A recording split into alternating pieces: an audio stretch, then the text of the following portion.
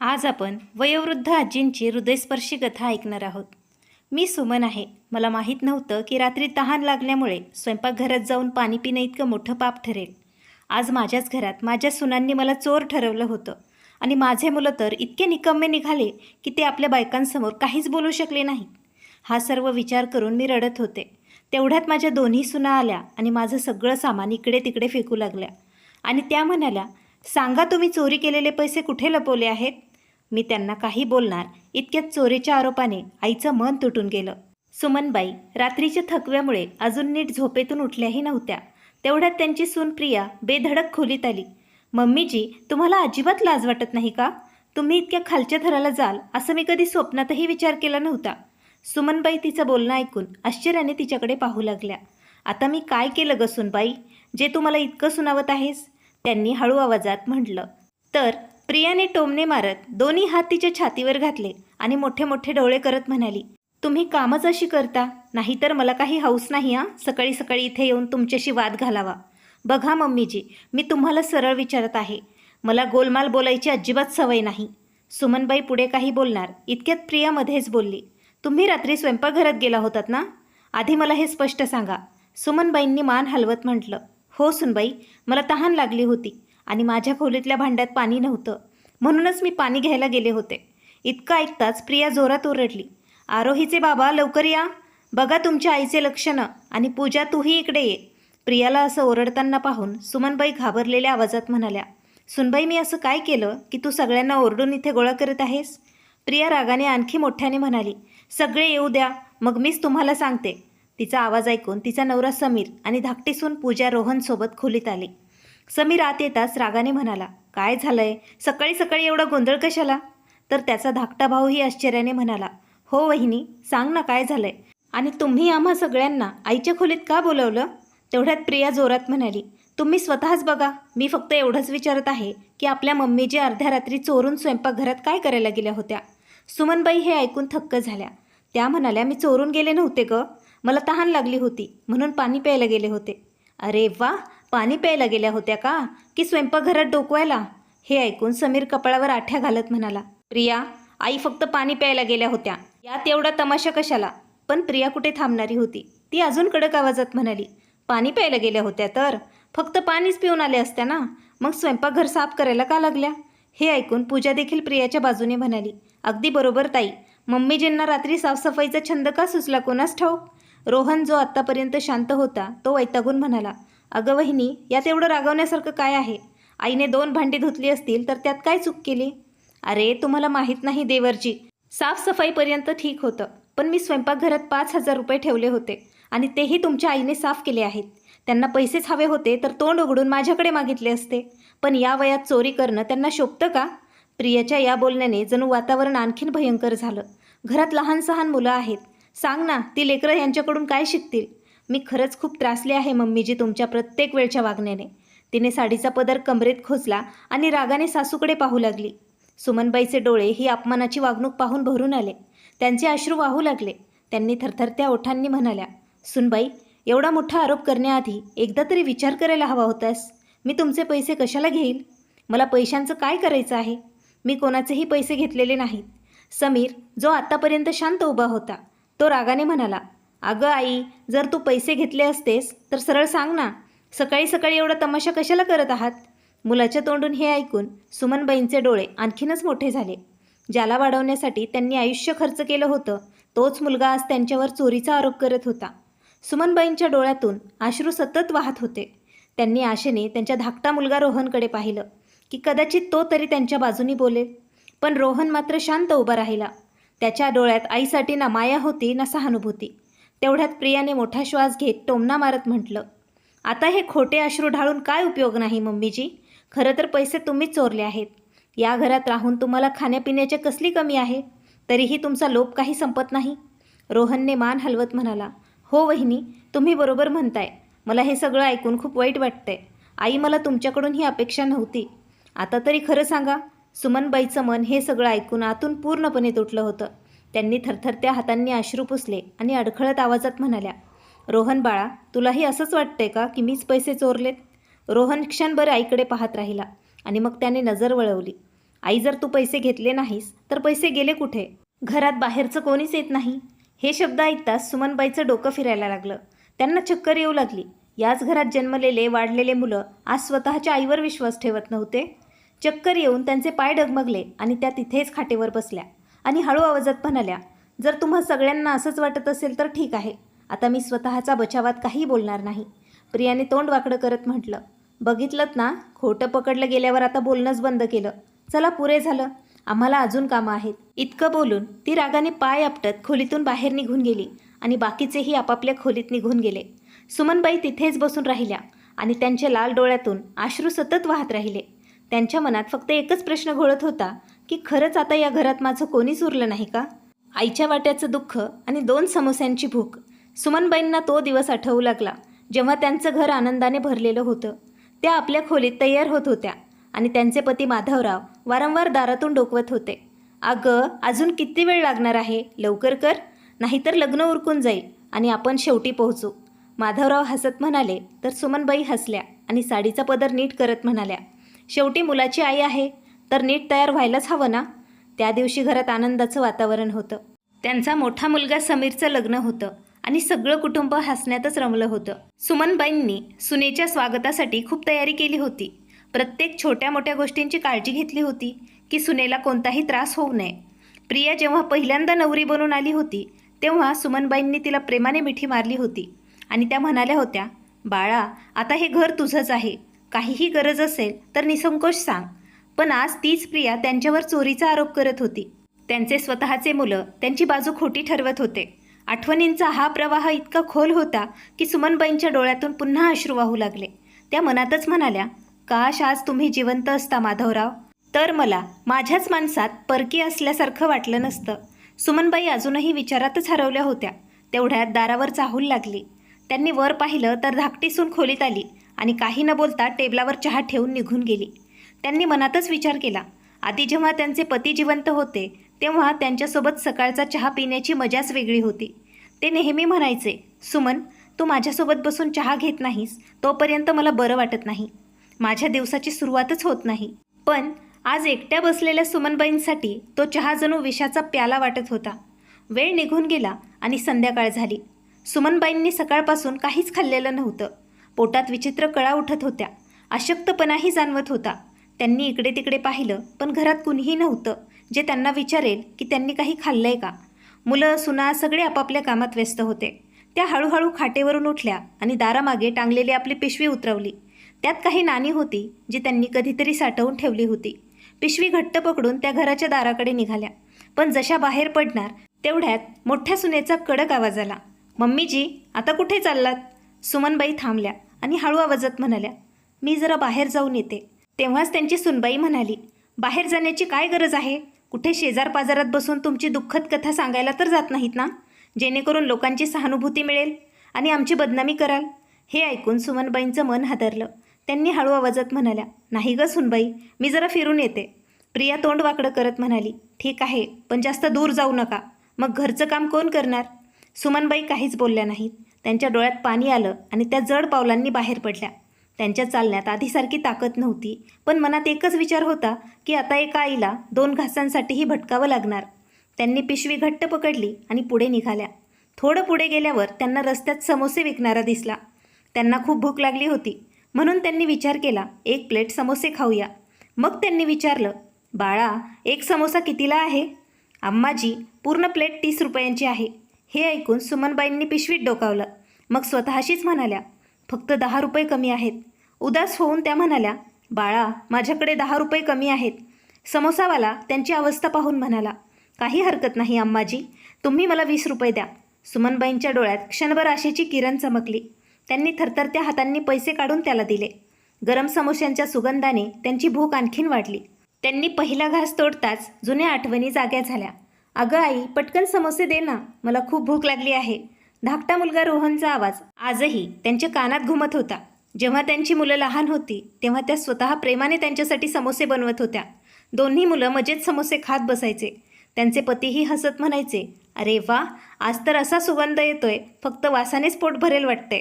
त्यावर सुमनबाई हसत म्हणायच्या, वासाने पोट भरत नाही ओ, घ्या, गरमागरम समोसे पोटभर खा. आणि आज परिस्थिती अशी होती की जी आई कालपर्यंत मुलांना गरम गरम समोसे खाऊ घालत होती, तीच आज या गल्लीत उभी राहून स्वतःच्या मुलांच्या घरात राहूनही 2 घासांसाठी तडपडत होती. त्यांनी पहिला समोसा खाल्ला आणि त्यांच्या घशात काहीतरी अडकल्यासारखं झालं. तो समोसा फक्त खाणं नव्हतं, तर त्या सगळ्या जुन्या आठवणींची वेदना होती, ज्या आता एखाद्या सुंदर पण संपलेल्या स्वप्नासारख्या वाटत होत्या. समोसावाला त्यांच्याकडे लक्ष देऊन पाहत होता. त्याला जाणवलं की या म्हाताऱ्या आईच्या डोळ्यात अश्रू आहेत. तो हलकसा हसला आणि म्हणाला, "अम्माजी, अजून समोसे हवे असतील तर घ्या. पैशांची अजिबात चिंता करू नका." सुमनबाईंनी थरथरत्या हातांनी पदराने अश्रू पुसले आणि हलकेच मान हलवत म्हणाल्या, "नाही बाळा, पुरे झाले. देव तुला नेहमी आनंदी ठेव. खूप प्रगती कर." समोसे खाऊन देवाचं नाव घेत सुमनबाई तिथून निघाल्या. पण त्यांचे पाय डगमगले आणि त्या रस्त्याच्या कडेला बसल्या. पोट थोड्या वेळासाठी भरलं होतं, पण मनातलं दुःख कसं कमी झालं असतं. कसंबसं उठून त्या पुढे निघाल्या. पाय अजूनही थरथरत होते, पण मनात एक विचित्र शांतता होती. कदाचित पोटात काहीतरी गेलं होतं किंवा त्या समोस्यावाल्याच्या माणुसकीमुळे त्यांना दिलासा मिळाला होता. हळूहळू त्यांची पावलं मंदिराकडे वळली. त्यांच्यासाठी मंदिरात जाणं म्हणजे फक्त देवदर्शन नव्हतं, तर काही क्षण शांत बसण्याचा आधार होता. तिथे कोणी त्यांना टोमणे मारत नव्हतं, कुणी अपमान करत नव्हतं, कुणी त्यांना ओझंही म्हणत नव्हतं. मंदिरात पोहोचून त्या एका कोपऱ्यात बसल्या आणि देवाकडे पाहू लागल्या. त्यांच्या डोळ्यात अश्रू होते आणि मनात हजारो प्रश्न होते. "देवा, मी नेहमी सगळ्यांचं भलं केलं, मग आज मी माझ्याच घरात परकी का झाले?" त्यांच्या ओठांची हालचाल झाली, पण त्या प्रश्नांची उत्तरं कोण देणार होतं? देवही शांत होता. थोड्या वेळाने त्यांनी पिशवीतून एक छोटी माळ काढली. ही तीच माळ होती जी त्यांच्या पतीने त्यांना दिली होती. जेव्हा जेव्हा त्या त्रासात असायच्या, तेव्हा ती माळ घेऊन त्या बसत होत्या. आजही त्या माळ जपत देवाचं नाव घेत होत्या. तेवढ्यातच एक आवाज आला, "अम्माजी, तुम्ही इथे एकट्या का बसल्या आहात?" हे ऐकून त्यांनी दचकून पाहिलं, तर एक तरुण त्यांच्यासमोर उभा होता. डोळ्यात आपुलकी आणि चेहऱ्यावर मृदुता होती. सुमनबाईंनी त्याच्याकडे काही क्षण पाहिलं आणि मग हळू आवाजात म्हणाल्या, "बाळा, तू मला ओळखतोस का?" तो माणूस हलकसा हसला आणि त्यांच्याजवळ बसतच म्हणाला, "अम्माजी, या परिसरात असा कोण आहे जो तुम्हाला ओळखत नाही? तुम्ही तर रोज मंदिरात येता ना? आज तुम्हाला या अवस्थेत पाहिलं म्हणून माझं मन शांत बसलं नाही. तुम्ही ठीक आहात ना?" "हो, माझं नाव विजय आहे." सुमनबाईंचे डोळे भरून आले. कित्येक वर्षांनी कुणीतरी त्यांच्या तब्येतीची विचारपूस केली होती. "अम्माजी, तुम्ही काही खाल्लं आहे का?" त्यांनी लगेच उत्तर दिलं, "नाही." फक्त हलकसं हसत मान हलवली, जणू काहीतरी लपवण्याचा प्रयत्न करत होत्या. पण विजय त्यांच्या शांततेचा अर्थ समजला होता. त्याने लगेच एक बुंदीचा लाडू काढून त्यांच्या हातावर ठेवला. "घ्या अम्माजी, हा प्रसाद आहे आणि देवाचा प्रसाद कधी नाकारायचा नसतो." सुमनबाईंनी लाडूकडे पाहिलं आणि तो कपाळाला लावून त्यांनी खायला सुरुवात केली. त्यांच्या डोळ्यात पाणी होतं आणि विजयने पाहिलं की त्यांचे अश्रू काही थांबत नव्हते. तो हळू आवाजात म्हणाला, "अम्माजी, तुम्हाला वाटलं तर तुम्ही माझ्यासोबत माझ्या घरी येऊ शकतात. माझी आई आता या जगात नाही आणि माझी बायकोही तुम्हाला भेटून खूप आनंदी होईल." सुमनबाईंनी त्याच्या डोळ्यात पाहिलं. इतकी आपुलकी त्यांना कित्येक वर्षांनी जाणवली होती. पण त्या त्याच्यासोबत जाऊ शकत होत्या का? त्यांच्या स्वतःच्या माणसांनाच त्यांची गरज नव्हती. मनात हजार प्रश्न उठत होते, पण या वयात कुणावरही ओझं बनणं योग्य वाटत नाही. असा विचार करून त्यांनी हलकसं हसत नाही म्हटलं, "बाळा, तुझी आई खूप भाग्यवान असेल जिला तुझ्यासारखा मुलगा मिळाला. पण आता मला कुणावरही ओझं व्हायचं नाही. देवाने जोपर्यंत मला चालण्याची ताकद दिली आहे, तोपर्यंत मी माझं आयुष्य स्वतः जगेन." विजय त्यांच्या चेहऱ्याकडे पाहतच शांत झाला. त्याला जाणवलं की या अम्माजी मनात किती वेदना दडवून बसल्या आहेत, तरीही कोणासमोर हात पसरवू इच्छित नाहीत. तो काही बोलणार इतक्यात सुमनबाईंनी आपली पिशवी उचलली आणि त्या मंदिराच्या आत निघून गेल्या. त्यांनी देवासमोर माथा टेकवला आणि म्हणाल्या, "देवा, आयुष्याच्या या टप्प्यावर मला इतकी ताकद दे की मला कधी कुणासमोर हात पसरावा लागू नये." त्यांच्या डोळ्यातून अश्रू वाहत होते. पुजाऱ्यांनी हे सगळं पाहिलं आणि पुढे येत ते म्हणाले, "तुम्ही ठीक आहात ना सुमनताई?" त्यांनी अश्रू पुसत म्हटलं, "हो." कधीकधी मन खूप भरून येतं. तेव्हा पुजारी त्यांना प्रसाद देत म्हणाले, "ताई, तुम्ही रोज मंदिरात येत जा, कारण जेव्हा सगळे रस्ते बंद होतात तेव्हा देवाचाच आधार मनाला शांतता देतो." सुमनबाईंनी प्रसाद घेतला आणि हसतच त्या तिथून निघाल्या. तेवढ्यात मंदिरात एक बाई आल्या आणि त्यांना पाहत त्या म्हणाल्या, "अगं सुमनताई, ही काय अवस्था करून घेतली आहेस? घरी सगळं ठीक आहे ना?" सुमनबाईंनी वर पाहिलं तर त्या त्यांच्या जुन्या शेजारीण मीनाताई होत्या. त्या अनेक वर्षांनी भेटत होत्या. त्यांनी खोल श्वास घेतला आणि मान खाली घातली. "घर? आता ते घर कुठं राहिलं मीना? आता तर फक्त एक छप्पर आहे, तिथे मला राहण्याची परवानगी दिली आहे." मीनाताई त्यांच्या बोलण्याने दचकल्या. अगं सुमन, तू हे काय बोलत आहेस? हे सगळं कसं झालं? सुमनबाईंना खूप काही सांगायचं होतं, पण शब्दच काही बाहेर येत नव्हते. थोडा वेळ शांत राहून त्या हळू आवाजात म्हणाल्या, आता काय सांगू मीना, ज्या मुलांसाठी मी आयुष्य घालवलं, आज त्यांच्यासाठीच मी ओझं झाले आहे. सुना टोमणे मारतात आणि मुलं शांत राहतात. मला जेवण विचारणारंही घरात कोणी नाही. आता मी माझ्याच घरात परकी झाली आहे. मीनाताईंना विश्वासच बसत नव्हता. अगं, तुझे दोन्ही मुलं किती आज्ञाधारक होते. ते नेहमी तुझी किती सेवा करायचे. मग ते असे कसे बदलले? हे ऐकून सुमनबाईंच्या डोळ्यात अश्रू आले. अचानक काहीच बदललं नाही मीना. माधवराव गेल्यानंतर हळूहळू मुलं मला बोलू लागली. मग माझी गरज त्यांना कमी होत गेली आणि एक दिवस जाणवलं की मी त्या घरात ओझं आहे. हे ऐकून मीनाताईच्याही डोळ्यात पाणी आलं. मला वाटलं होतं की आता तुझे मुलं तुझी खूप सेवा करत असतील, पण हे ऐकून खूप दुःख झालं. सुमनबाई हलकंसं हसत म्हणाल्या, आता फक्त देवच माझा आधार आहे. जेव्हा मन खूप भरून येतं तेव्हा मी इथे येते. देवाच्या घरी तरी कोणी उलटसुलट बोलत नाही मला. तेवढ्यात मीनाताईंनी त्यांचा हात धरला आणि त्या म्हणाल्या, तुला कधीही माझी गरज वाटली तर नक्की माझ्याकडे ये. माझ्या घराचे दरवाजे तुझ्यासाठी नेहमी खुले आहेत. हे ऐकून सुमनबाईंनी मान खाली घातली, पण मनातून त्यांना माहीत होतं की आता कुणाच्या घरी जाऊन राहणं त्यांच्यासाठी शक्य नाही. थोडा वेळ बोलून त्या जड पावलांनी घरी निघाल्या, पण जशा त्या दाराजवळ पोचल्या तशा दचकल्या. त्यांच्या खोलीतून मोठे मोठे आवाज येत होते. त्या खोलीकडे गेल्या आणि आतलं दृश्य पाहून तर थक्कच झाल्या. खोली पूर्ण अस्ताव्यस्त पडली होती. मध्येच दोन्ही सुना काहीतरी शोधत होत्या. त्यांच्या हालचालीवरून स्पष्ट दिसत होतं की त्या एखादी खास वस्तू शोधत होत्या. सुमनबाई हे सगळं पाहून थक्क झाल्या. हे काय करताय तुम्ही दोघी? त्यांनी थरथरत्या आवाजात विचारलं. त्यावर प्रिया रागाने त्यांच्याकडे पाहतच म्हणाली, बरं झालं तुम्ही आलात. आता सरळ सांगा, ते पैसे कुठे ठेवले आहेत? हे ऐकून सुमनबाईंनी आश्चर्याने विचारलं, कोणते पैसे? अगं, तेच 5,000 रुपये जे तुम्ही स्वयंपाकघरातून चोरले. आम्ही पूर्ण घर शोधलं पण कुठेच मिळाले नाहीत. हे ऐकताच सुमनबाईंना वाटलं जणू त्यांच्या पायाखालची जमीनच सरकली. मी कुठलेही पैसे घेतले नाहीत. त्यांचा आवाज मंद झाला. तुम्हाला शुद्ध आहे का की तुम्ही स्वतःच्या सासूवर असा घाणेरडा आरोप करताय? बघा मम्मीजी, हे नाटक करणे बंद करा आणि गप्पा आमचे पैसे परत द्या, नाहीतर खूप वाईट होईल. आणि पैसे मिळाले नाहीत तर तुमची काय अवस्था करू ते बघाच. मग आम्ही आधी सांगितलं नव्हतं असं म्हणू नका. तसंही आता या घरात तुमची गरज उरलीच कुठे आहे? हे ऐकताच सुमनबाईंचं हृदय तुटलं. त्यांनी आशेने दाराकडे पाहिलं की कदाचित त्यांची मुलं येतील आणि या सुनांचं बोलणं ऐकतील. पण घरात कुणालाही हे जाणून घ्यायचंच नव्हतं की त्यांच्या आईवर काय बितत आहे. आता एवढं निरागस बनून काही उपयोग नाही मम्मीजी.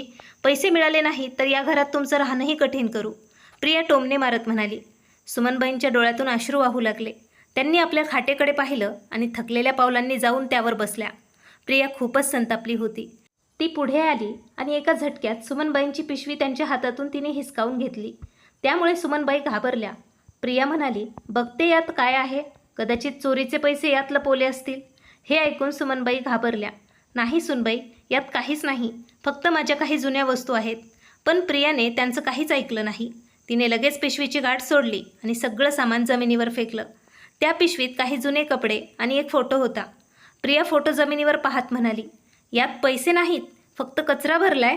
मला वाटलं होतं पैसे असतील, पण यात तर सगळं भंगार वस्तूच आहेत. तिने रागाने त्या वस्तूंना लाथ मारली आणि खाटेखाली ढकललं. हे पाहून सुमनबाईंच्या डोळ्यातून अश्रू आले. त्यांनी थरथरत्या हातांनी जमिनीवर पडलेल्या वस्तू उचलायला सुरुवात केली. तेवढ्यात त्यांची नजर एका फळावर गेली, जी मीनाताईंनी दिली होती. काही संत्री आणि काही केळी जमिनीवर ती लोळत होती. हे पाहून दोन्ही सुनांच्या डोळ्यात चमक आली. प्रिया लगेचच ओरडली, बघा बघा, कसं म्हणत होती की पैसे घेतले नाहीत, मग हे संत्री आणि केळी आकाशातून पडली का? सुमनबाई अडखळतच म्हणाल्या, ही फळं मी घेतलेली नाहीत सुनबाई, माझी मैत्रीण मीनाने मला दिली आहेत. पण त्यांचं बोलणं पूर्ण होण्याआधीच पूजा मध्येच म्हणाली, का नाही देणार? आता घरात भीक मागायची वेळ आली आहे ना? सुमनबाई असह्यपणे म्हणाल्या, नाही सुनबाई, मी तिला नकार दिला होता, पण तिने जबरदस्तीने दिली. तेवढ्यात प्रिया रागाने म्हणाली, म्हणजे आता चोरीसोबत खोटं बोलायलाही लागलात? तिनं फळांकडे पाहिलं आणि नाक मुरडत म्हणाली, हे सडलेली फळं आमच्या काही कामाची नाहीत.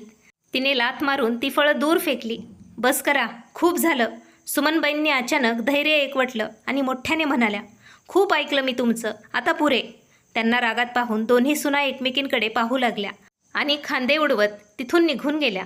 जणू काही झालंच नव्हतं. सुमनबाईंनी आपल्या पती माधवरावांचा फोटो उचलला आणि छातीशी धरला आणि स्वतःला सावरत बिछाण्यावर पडल्या. थोड्या वेळाने त्या उठल्या आणि आपल्या कपड्यात काहीतरी शोधू लागल्या. तेवढ्यात अचानक त्यांच्या हाताला एक चावी लागली. ही तीच चावी होती जी त्यांच्या पती माधवरावांनी अनेक वर्षांपूर्वी त्यांना दिली होती. ते म्हणाले होते, सुमन, ही चावी कायम जपून ठेव, यात तुझा हक्क आहे. माधवरावांचा आवाज त्यांच्या कानात आता घुमू लागला. बघ सुमन, माणसांचं वागणं काळानुसार बदलतं. जे आज आपल्याला डोक्यावर घेतात तेच उद्या आपल्याला खालीही फेकू शकतात, आपल्याला परकं समजू शकतात. पण तुझा हक्क कोणीही तुझ्याकडून हिरावून घेऊ शकत नाही. जर कधी काळ बदलला आणि घरचे तुझा अपमान करू लागले तर या चावीचा तू उपयोग कर. हे आठवताच सुमनबाईंच्या डोळ्यात पाणी आलं. म्हणजे माधवरावांना आधीच सगळं समजलं होतं का? त्यांना माहीत होतं का की एक दिवस स्वतःची मुलं आणि सुना त्यांच्याशी असं वागतील? हा विचार करताच त्यांचं हृदय जोराने धडधडू लागलं. आता त्यांना या चावीचं रहस्य जाणून घ्यायचं होतं. त्यांना माधवरावांचे शब्द आठवले, सुमन, ही चावी फक्त तुझ्यासाठी आहे, ती कोणालाही देऊ नकोस. आणि कधी गरज पडली तर ही चावी घेऊन बँकेत जा आणि मॅनेजरला दाखव, तो तुला सगळं समजावेल. हे आठवताच सुमनबाईंनी आता फक्त सकाळ होण्याची वाट पाहायची होती. त्यांनी खोल श्वास घेतला आणि डोळे मिटले. सकाळची पहिली किरण खिडकीतून आत येण्याआधीच त्या उठल्या होत्या. त्यांनी खोलीभर नजर फिरवली तर काल रात्रीचं अस्ताव्यस्त सामान अजूनही तसंच पडलं होतं. पण आता त्यांना त्याचा फरक पडत नव्हता. त्यांच्या मनात फक्त एकच विचार होता की आज बँकेत जाऊन या चावीमागचं रहस्य जाणून घ्यायचं.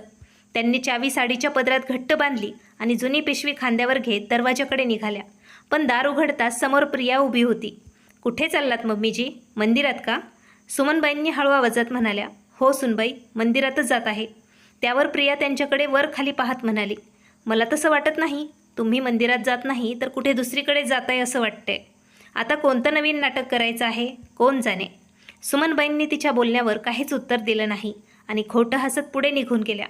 बँकेत पोहोचल्यावर त्या मॅनेजरला म्हणाल्या, बाळा, माझ्या नवऱ्याने ही चावी दिली होती आणि बँकेत दाखवायला सांगितलं होतं. मॅनेजरने चावी नीट पाहिली आणि संगणकावर काही तपासू लागला.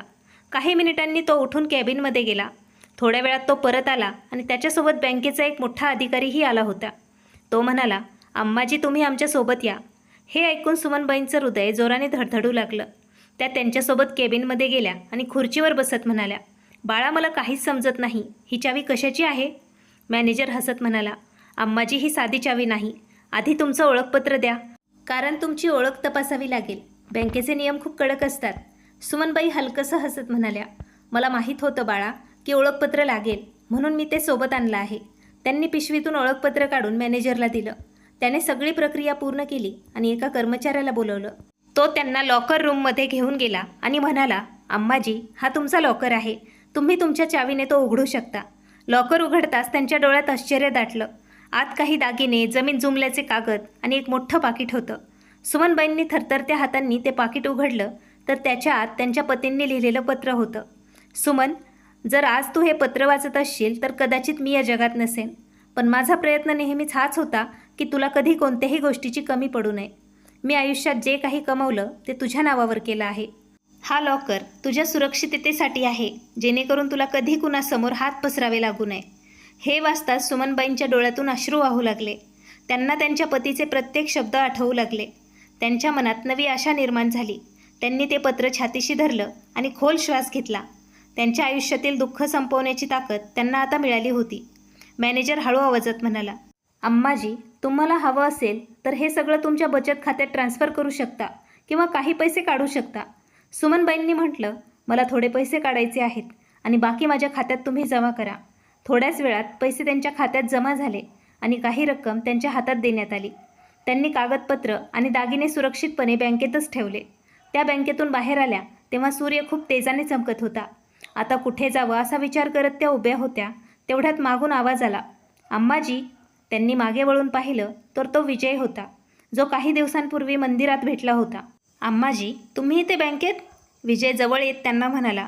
सुमनबाई हलकसं हसत म्हणाल्या, हो बाळा, मला थोडं काम होतं. आता मला माझं आयुष्य माझ्या पद्धतीने जगायचं आहे. विजयने त्यांच्या डोळ्यात आत्मविश्वास पाहिला, पण एकटेपणाची छटा देखील त्याला जाणवली. तो लगेच म्हणाला, अम्माजी, तुम्हाला वाटलं तर तुम्ही माझ्यासोबत येऊ शकता. मी आधीही तुम्हाला सांगितलं होतं.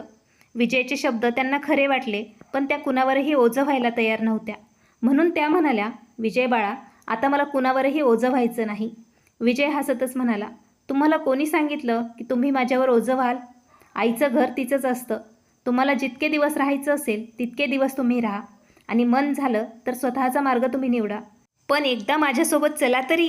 हे ऐकून सुमनबाई म्हणाल्या, ठीक आहे बाळा, पण मी फक्त काही दिवसांसाठीच येईल. विजय म्हणाला, ठीक आहे अम्माजी. मग तो त्यांना आपल्या घरी घेऊन गेला. घरी पोहोचल्यावर दारात विजयची पत्नी स्वाती उभी होती. तिने सुमनबाईंना पाहताच धावत जाऊन त्यांना मिठी मारली आणि घरात घेऊन आली. घरात पाऊल टाकताच सुमनबाईंना एक वेगळीच शांतता जाणवली. कुठेही टोमणे नव्हते, कटू शब्द नव्हते, तिरस्कार नव्हता. रात्री विजय आणि स्वातीसमोर त्यांनी आपला निर्णय सांगितला. मी आता माझी संपत्ती अशा लोकांसाठी वापरू इच्छिते जे माझ्यासारखे बेघर होतात. मी एक आश्रम सुरू करणार आहे जिथे वृद्धांना सन्मानाने जगण्याचा अधिकार मिळेल. हे ऐकताच विजय आणि स्वाती अभिमानाने त्यांच्याकडे पाहू लागले. अम्माजी, तुम्ही खूप मोठी गोष्ट ठरवली आहे, विजय म्हणाला. सुमनबाईंनी खोल श्वास घेतला आणि अश्रू आवरत ठाम आवाजात म्हणाल्या, बाळा, उद्या मला एखाद्या चांगल्या वकिलाकडे घेऊन चल. सुमनबाईंच्या डोळ्यात आता कुठलीही भीती उरली नव्हती. ती आता नव्या सकाळसाठी आणि नव्या आयुष्याच्या सुरुवातीसाठी पूर्णपणे तयार झाली होती. अशी एक सुरुवात जी तिच्या माध्यमातून समाजातल्या वृद्धांसाठी सन्मानाने जगण्याची आणि स्वतःच्या हक्कासह आयुष्य जगण्याची नवी गोष्ट लिहिणार होती. दुसरीकडे सुमनबाईंची मुलं आणि सुना अस्वस्थ होऊ लागल्या होते. शेवटी आई अजूनपर्यंत परत का आली नाही? कुठे तिच्यासोबत काही वाईट तर झालं नाही ना? समीर म्हणाला तर प्रिया चिडून म्हणाली, एवढी काळजी करण्यासारखं काही नाही. कदाचित त्या एखाद्या मैत्रिणीकडे गेल्या असतील किंवा आपल्यावर रागावून कुठेतरी बसल्या असतील. पूजा, जी आतापर्यंत शांत होती, ती हळू आवाजात म्हणाली, पण आईने असं कधीच केलं नाही. कितीही उशीर झाला तरी त्या कधीच कुणाच्या घरी रात्रभर थांबत नव्हत्या. खरंच त्यांच्यासोबत काही चुकीचं तर झालं नसेल ना? ज्या लोकांना सुमनबाईच्या अस्तित्वाचा काहीच फरक पडत नव्हता, तेच आज दरवाजाकडे बैचेन नजरेने पाहत होते. रात्रभर सुमनबाई घरी परतल्या नाहीत तेव्हा समीर आणि रोहनला काळजी वाटू लागली. सकाळ होताच दोघेही आसपासच्या भागात चौकशी करू लागले, पण कुणालाही सुमनबाईबद्दल काहीच माहिती नव्हती. त्यांची अशी कोणतीही मैत्रीण नव्हती जिच्याकडे त्या रात्रभर थांबल्या असतील. सुमनबाईंचा अंतिम निर्णय आणि त्यांच्या मुलांची अधोगती. पूजा काळजीने म्हणाली, मला वाटतं आपण पोलिसात तक्रार करायला हवी. शेवटी आई पूर्ण दिवसांपासून बेपत्ता आहेत. कुठे काही अनर्थ झाला नसेल ना? पण प्रिया लगेचच म्हणाली, अगं, हे काय वेड्यासारखं बोलतेस? आपण चुकूनही पोलिसांकडे जाऊ शकत नाही. उलट पोलीस आपल्यावरच संशय घेतील, विचारतील की इतक्या वेळपर्यंत तुम्ही तक्रार का नाही केली? समीरनेही मान हलवत म्हटले, हो प्रिया, अगदी बरोबर बोलते. आई म्हाताऱ्या आहेत, कदाचित रस्ता चुकल्या असतील किंवा एखाद्या नातेवाईकाकडे गेले असतील. आधी आपण स्वतः त्यांना शोधण्याचा प्रयत्न करूया. त्यावर प्रिया मोठा श्वास घेत म्हणाली, चला आता हे सगळं सोडा आणि जेवण वाढा. उद्या बघू काय करायचं ते. जर आई परत आल्या नाहीत तर मग पुढे विचार करू. दुसरीकडे सुमनबाई आज शांत झोपल्या होत्या. कित्येक दिवसांनी त्यांनी आज पोटभर जेवण केलं होतं. त्यांच्या चेहऱ्यावर एक समाधान दिसत होतं जे खूप वर्षांनी दिसत होतं. सकाळी उठून बाहेर आल्यावर त्यांनी पाहिलं की टेबलावर गरम चहा, बटाट्याचे पराठे, दही सगळं तयार होतं. नाश्ता झाल्यावर सुमनबाई म्हणाल्या, बाळा, आज मला एखाद्या चांगल्या वकिलाकडे घेऊन चल. विजय हसतच म्हणाला, अम्माजी, मी आधीच एका वकिलाशी बोललो आहे. ते खूप अनुभवी वकील आहेत. आपण नाश्ता करून लगेच जाऊया. सुमनबाईंनी मान हलवली आणि नाश्त्यानंतर त्या विजयसोबत वकिलांच्या कार्यालयात गेल्या. वकिलांनी शांतपणे त्यांची पूर्ण कहाणी ऐकली आणि गंभीर आवाजात विचारलं, अम्माजी, तुम्ही याबद्दल नीट विचार केला आहे ना? सुमनबाईंच्या डोळ्यात अजिबात संकोच नव्हता. त्या ठामपणे म्हणाल्या, हो वकील साहेब, मला फक्त मालमत्तेतून बेदखल करण्याचे कागद तयार करायचे नाहीत, तर वर्तमानपत्रात जाहिरातही द्यायची आहे. मला जगाला सांगायचं आहे की माझ्या मुलांचा आणि माझ्या संपत्तीचा आता काहीही संबंध नाही. मी त्यांना माझ्या मालमत्तेतून बेदखल करत आहे आणि आजपासून त्यांचं माझ्याशी कोणतंही नातं राहणार नाही. विजय हे ऐकून थक्क झाला. तो लगेच म्हणाला, अम्माजी, तुम्ही खूप मोठा निर्णय घेत आहात. खरंच तुम्हाला हेच हवं आहे का? सुमनबाईंच्या डोळ्यात अश्रू होते, पण ते कमजोरीचे नव्हते तर नव्या धैर्याचे होते. त्या म्हणाल्या, हो बाळा, ज्या आईला स्वतःच्या घरात 2 घासही मिळत नाहीत, तिने आता कुठल्याही आशा किंवा मोहात राहू नये. मला आता नवं आयुष्य सुरू करायचं आहे, जिथे सन्मान असेल, आपुलकी असेल, अपमान आणि लालच नसेल. वकिलांनी मान हलवत म्हटलं, ठीक आहे अम्माजी, मी सगळी कायदेशीर कागदपत्र तयार करतो आणि वर्तमानपत्रात जाहिरात देण्याचीही व्यवस्था करतो. वकिलांनी सगळी कागदपत्र तयार केली आणि ते म्हणाले, सुमनबाई, आता फक्त तुम्हाला यावर सही करायची आहे. त्यानंतर ही कागदपत्र कायदेशीररित्या पूर्ण वैध ठरतील. मग तुमच्या मुलांचा तुमच्या मालमत्तेवर कोणताही अधिकार राहणार नाही. सुमनबाईंनी त्या कागदांकडे एक नजर टाकली. अनेक वर्षांचा अपमान, वेदना आणि एकटेपणाचं दुःख त्यांच्या डोळ्यात उतरलं. पण यावेळी त्यांचे हात थरथरले नाही.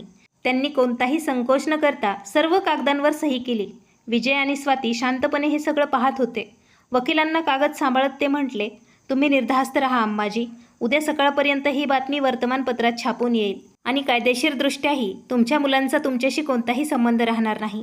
वकिलांच्या कार्यालयातून बाहेर पडताच सुमनबाईंनी ठरवलं की आता त्या मुलांवर अवलंबून राहणार नाहीत, तर फक्त आपल्या पतीच्या कष्टाने मिळवलेल्या पैशावरच त्या जगतील. त्यांचा पहिला निर्णय होता आपल्या मुलांना त्यांची जागा दाखवून देण्याचा. दुसऱ्या दिवशी सकाळी सुमनबाईंच्या हातात वर्तमानपत्र होतं. त्याचा एक कोपरा थोडासा दुमडलेला होता. त्यांच्या डोळ्यात ना दुःख होतं ना उदासी, फक्त ठाम निर्णय दिसत होता. त्या विजयसोबत आपल्या घरासमोर उभ्या होत्या. काही क्षण विचार करून त्यांनी दारावर जोरात टकटक केली. दार उघडलं तर समोर प्रिया आणि पूजा दोघीजणी उभ्या होत्या. सुमनबाईंना पाहताच त्या म्हणाल्या, अरे तुम्ही आलात? 2 दिवस कुठे होतात? मागून त्यांचे मुलंही आले. तेही आश्चर्यचकित झाले होते. समीर म्हणाला, आई तुला लाज वाटली पाहिजे. कुणाच्या घरी जाऊन राहतेस तू? हे ऐकताच सुमनबाईंच्या चेहऱ्यावर हलकंसं हसू आलं. त्यांनी वर्तमानपत्र त्यांच्या हातात दिलं आणि कडक आवाजात म्हणाल्या, आधी हे वाच. समीरने वर्तमानपत्र घेतलं आणि वाचायला सुरुवात करताच त्याच्या चेहऱ्यावरचा रंगच उडाला. मी सुमन देवी माझ्या दोन्ही मुलांशी आणि सुनांशी सर्व संबंध तोडत आहे. माझी संपूर्ण मालमत्ता आणि घर आता फक्त माझ्या नावावर आहे आणि कायदेशीररित्या मी ठरवलं आहे की माझ्या मृत्यूनंतरही त्यांना त्यात कोणताही हिस्सा किंवा अधिकार मिळणार नाही. जे लोक मला स्वतःच्या घरात ठेवू शकत नाहीत ते माझ्या मालमत्तेचे हकदारही असू शकत नाहीत. हे पाहून मुलं आणि सुनांचं भानच हरपलं. घरात मृत शांतता पसरली. समीर थरथरत्या आवाजात म्हणाला, आई हे काय आहे? सुमनबाई रागाने म्हणाल्या, मला आई म्हणून हाक मारू नकोस. जेव्हा मी रडत होते, तडफडत होते, तेव्हा तुम्ही एकदाही माझ्यासाठी उभे राहिला नाहीत. तेव्हा या सुना रोज माझा अपमान करत होत्या, तेव्हा तुम्ही सगळे डोळे झाक केलीत. आता मी सुद्धा तुम्हा सगळ्यांना या घरातून बाहेर काढत आहे. हे ऐकून दोन्ही भाऊ हात जोडून म्हणाले, आई आम्हाला माफ कर. आमच्यासोबत असं करू नका. तेवढ्यात प्रिया रागाने ओरडली, कुणीही घराबाहेर जाणार नाही. हे घर आमचंही आहे. सुमनबाईंनी संतापाने प्रियाच्या गालावर जोरात चापट मारली आणि मोठ्या आवाजात म्हणाल्या, हे घर फक्त माझ्या नावावर आहे आणि आता या घरात तुमच्यासाठी कोणतीही जागा नाही. हे ऐकताच दोन्ही मुलांच्या कपाळावर घाम फुटला. रोहन अडखळत म्हणाला, आई आम्हाला माफ करा. पण आता सुमनबाई कोणाचंही ऐकायला तयार नव्हत्या. त्या रागाने ओरडल्या, माझा निर्णय अंतिम आहे. आता माझ्या घरातून बाहेर पडा आणि पुन्हा कधीही या उंबरठ्यावर पाय ठेवू नका. दोन्ही मुलं आणि सुना आपलं सामान घेऊन घराबाहेर पडायला मजबूर झाले आणि सुमनबाई त्या मोठ्या घरात एकट्या राहिल्या. त्यांनी आपल्या घराचं वृद्धाश्रमात रूपांतर केलं, जेणेकरून प्रत्येक वृद्धाला पोटभर अन्न आणि सन्मान मिळू शकेल. हा वृद्धाश्रम चालवण्यासाठी विजय आणि स्वातीने त्यांना पूर्णपणे साथ दिली आणि दुसरीकडे त्यांची मुलं आणि सुना दारोदार भटकत राहिली. शेवटी त्यांना त्यांच्या कर्माची फळच मिळाली होती. तर मित्रांनो, आजची ही कथा आपल्याला शिकवते की माणसाने कधीही आपल्या आईवडिलांच्या प्रेमाला आणि असहाय्यतेला कमजोरी समजू नये. कारण जेव्हा सन्मान संपतो तेव्हा नातीही तुटतात आणि मग पश्चातापाशिवाय काहीच उरत नाही. ही कथा फक्त मनोरंजन आणि सामाजिक संदेश देण्यासाठी आहे. कथेतील सर्व पात्र आणि घटना आणि ठिकाणं काल्पनिक आहेत. कोणाच्याही भावना दुखवण्याचा उद्देश नाही. या कथेत दाखवलेले विचार आणि प्रसंग फक्त जागरूकता आणि शिकवण देण्यासाठी मांडलेले आहेत. आपण एका नवीन कथेसोबत नंतर परत भेटूया. तोपर्यंत धन्यवाद.